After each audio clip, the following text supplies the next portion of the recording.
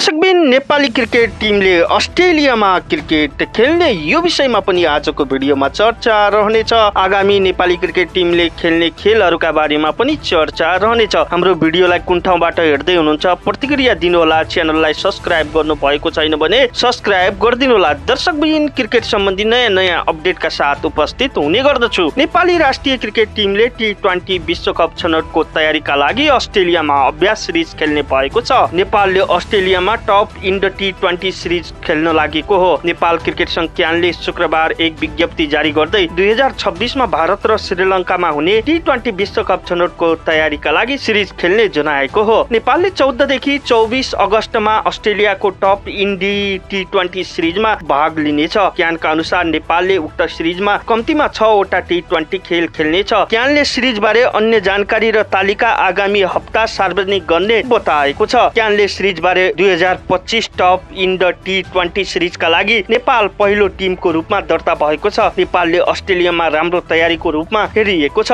Australian क्रिकेटको ठूलो मात्रामा रहेको समर्थकको आँखा उत्तरी क्रिकेटमा तान्ने ध्येय रहेको छ। एनटी क्रिकेटका प्रथम कार्यकारी अधिकृत गार्भिन डोभीले भने नेपाल क्रिकेट टिमले पछिल्लो वर्षहरूमा निकै राम्रोसँग विकास भइरहेको छ, जसका कारण उनीहरूलाई टप इन द T20 मा नेपाललाई ल्याउन पाउँदा हामी निकै खुसी छौं। नेपाली क्रिकेट समर्थकको आँखा उत्तरी क्रिकेटमा पनि पर्नेछ। पछिल्लो समय नेपाल क्रिकेट टिमले अत्यन्तै सुन्दर खेल खेलेको छ। नेपाल क्रिकेट टिमले विभिन्न रिकर्डहरू आफ्नो नाममा पारेको छ। नेपाल क्रिकेट संघ क्यानले पछिल्ला समय नेपाली क्रिकेटको मनोबल बढाउनका लागि विभिन्न किसिमका अभ्यास खेल हुने बताएको छ। दर्शकबिन अहिलेको भिडियो कस्तो लाग्यो, हामीलाई कुन ठाउँबाट हेर्दै हुनुहुन्छ प्रतिक्रिया दिनुहोला। च्यानललाई सब्स्क्राइब गर्नु भएको छैन भने सब्स्क्राइब गरिदिनुहोला। अहिलेका लागि यति नै, नमस्कार, धन्यवाद।